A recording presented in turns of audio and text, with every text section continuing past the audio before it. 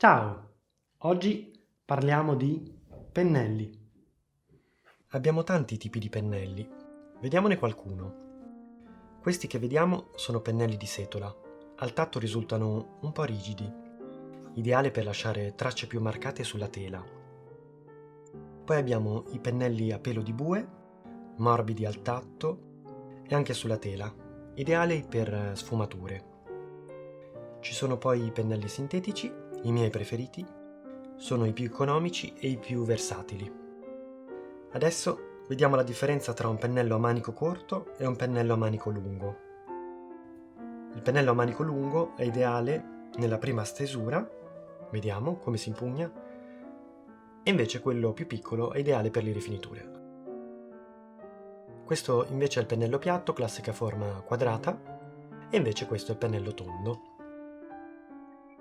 Abbiamo poi la lingua di gatto che unisce le caratteristiche del pennello piatto e del pennello tondo. Adesso vediamo invece i pennelli grandi. Questo è un pennello grandissimo, ideale per quadri grandi o per verniciatura. Adesso vediamo invece un pennello tondo, piccolissimo, fondamentale per i nostri super dettagli.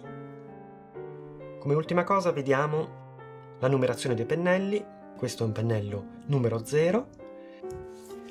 E poi abbiamo dei pennelli più grandi, per esempio abbiamo un 14, fino a poi arrivare ai pennelli grossissimi come il 40 o addirittura il 70. Questi li utilizzeremo per le verniciature finali. Adesso andremo a vedere che tipo di segno lasciano questo tipo di pennelli sulla tela. Iniziamo il nostro test con un pennello a lingua di gatto numero 8, manico lungo.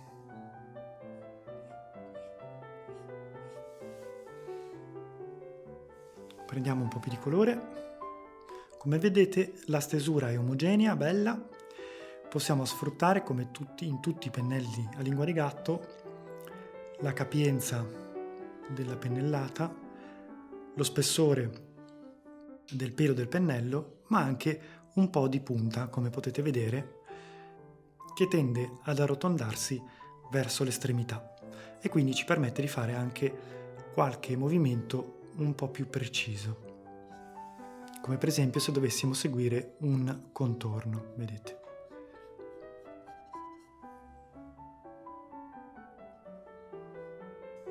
Vediamo adesso sempre un pennello a lingua di gatto, un po' più grande. Questo è un numero 12, che unisce le caratteristiche del pennello di prima, ma in una versione leggermente più grande. Andiamo a stendere, come vedete la superficie è bella compatta. Proviamo adesso un ultimo pennello a lingua di gatto un po' più grande, ed eccoci qua.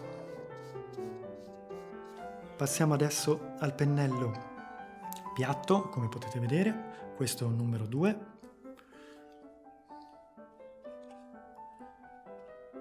La caratteristica di questo pennello è che ci permette, soprattutto nei paesaggi o comunque nelle zone un po' più ampie, ci permette agevolmente di andare a stendere, soprattutto nelle prime pennellate, bene il nostro colore. Abbiamo anche un angolo che ci permette di fare anche qualche linea un po' più precisa con appunto il nostro angolino. Proviamo la versione un po' più grande, questo è un numero 16, e diciamo che in generale è un pennello adatto per le campiture ampie e omogenee. Questo è un pennello a manico corto, come potete vedere, ecco, che riesce nella nostra pellicola pittorica a creare un effetto bello compatto. Vediamo adesso un pennello fine, tondo, questo è il numero 1, e saranno i nostri pennelli di precisione. Ecco, abbiamo provato a fare una linea, quindi se abbiamo bisogno di fare un dettaglio come un occhio, come un qualsiasi cosa di piccolino o soltanto un piccolo tratto fine, possiamo utilizzare questo tipo di pennello. Ci sono in commercio pennelli che arrivano fino a 5 zeri, quindi questo è un 1, c'è lo 0, 2 zeri, 3 zeri fino a 5 zeri, e sarà il nostro pennello più sottile per i micro dettagli. Vediamo adesso la nostra versione leggermente un po' più grande del pennello tondo.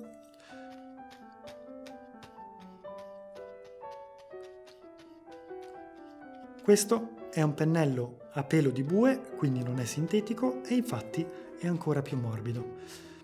La nostra superficie sarà ancora più sfumata dopo la sua stesura.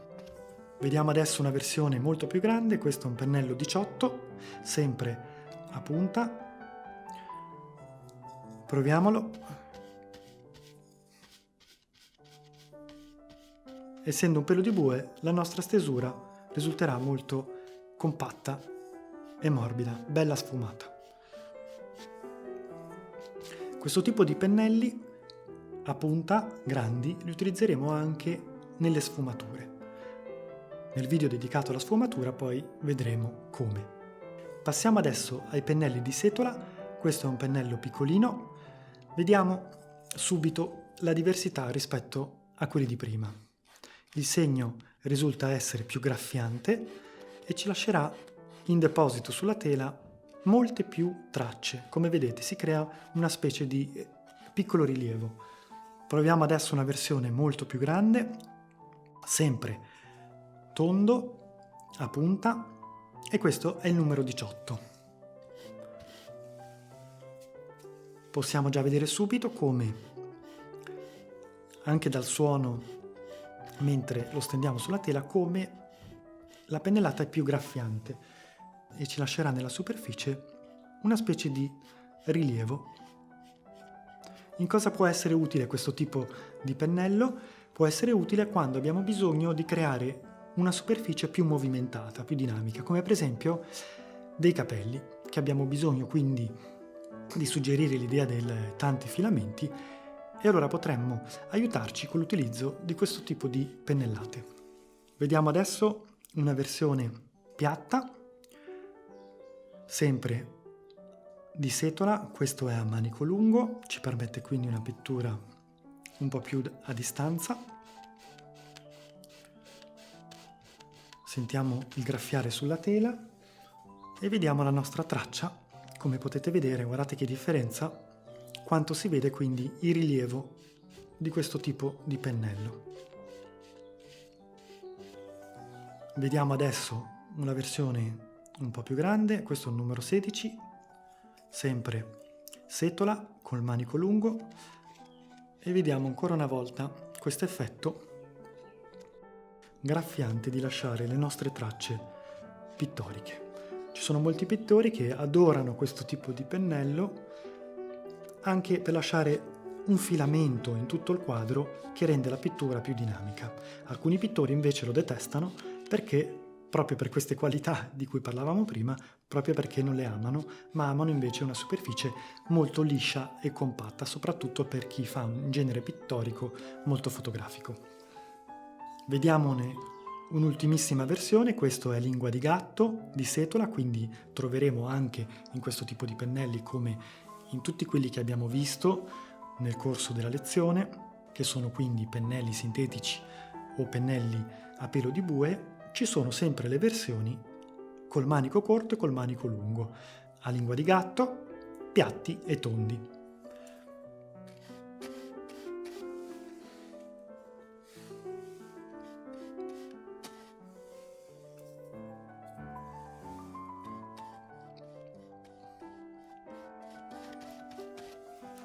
Andiamo a vedere adesso dei pennelli un po' strani, speciali. Perché speciali? Perché si sono rovinati col tempo, con l'utilizzo, e hanno acquisito delle caratteristiche molto particolari. Per me sono veramente importanti per alcune cose specifiche. Questo, per esempio, era un pennello a lingua di gatto piccolino che si è andato a sfoltire ed è diventato quasi a punta. Essendo un pennello un po' usurato, conserva un po' di caratteristiche strane, un po' graffianti, però allo stesso tempo, essendo la punta diventata così, può essere interessante per alcuni tipi di effetti pittorici. Questo tipo di pennello è ancora più rovinato. Di partenza era un pennello 2, piatto, di setola, che rovinandosi adesso ha questa caratteristica che ha solamente qualche peluzzo e può essere indicato anche qui quando andiamo per esempio a fare dei capelli, quando abbiamo bisogno quindi di lasciare sulla superficie pittorica solamente qualche piccolo tratto. Proviamo a metterci un po' più di materia, vediamo l'effetto che fa.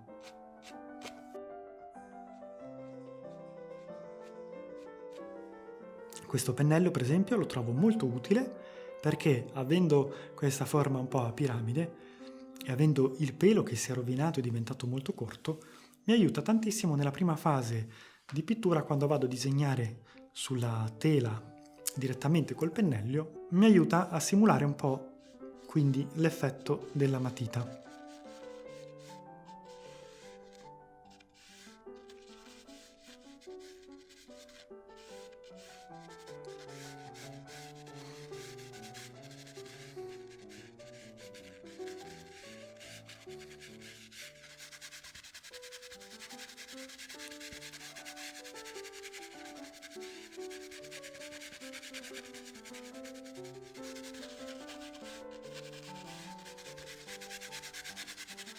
Come potete vedere, strofinandolo, mi suggerisce un po' l'idea quindi del carboncino. Vediamo adesso il pennello a ventaglio, famoso per tutti i pittori che adorano fare un genere pittorico molto fotografico. Questo numero 4 è sintetico e il suo utilizzo è prettamente per le sfumature.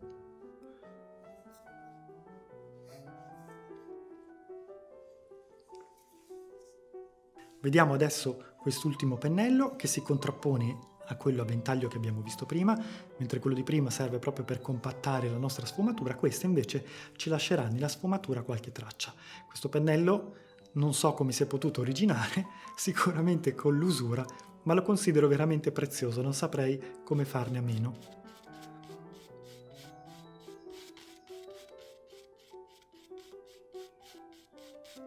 Ecco, vediamo.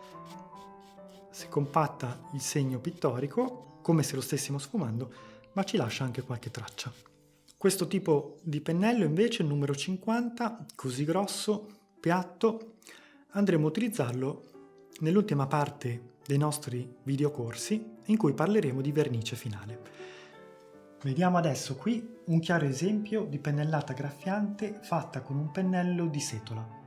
Come possiamo vedere in queste zone abbiamo una pennellata che lascia dei solchi, delle tracce di spessore e quindi ci permette di ottenere questo effetto così luminoso e dinamico. Anche in questo caso possiamo vedere la massa di colore in corrispondenza della capigliatura che è stata ottenuta con un pennello di setola, quindi più graffiante. Anche qui potete vedere veramente come si vedono gli andamenti delle singole pennellate a creare questa massa di barba.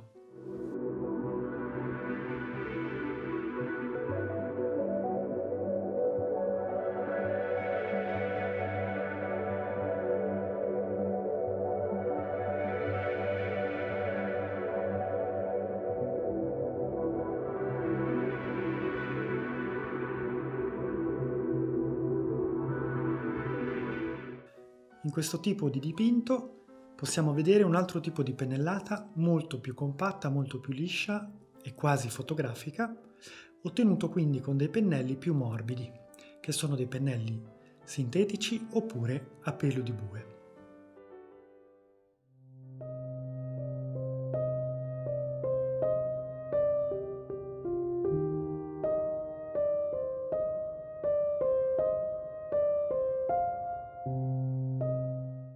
Vediamo un ultimo esempio di pennellata compatta e liscia ottenuta con un pennello morbido e anche l'effetto di morbidezza dei capelli ottenuti con un tipo di pennellata così morbida.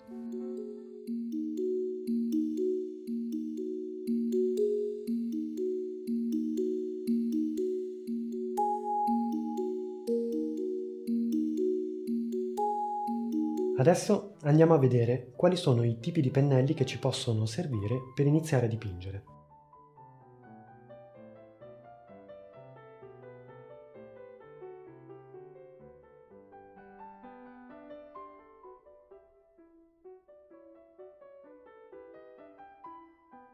Come abbiamo potuto vedere, i nostri pennelli sono tantissimi.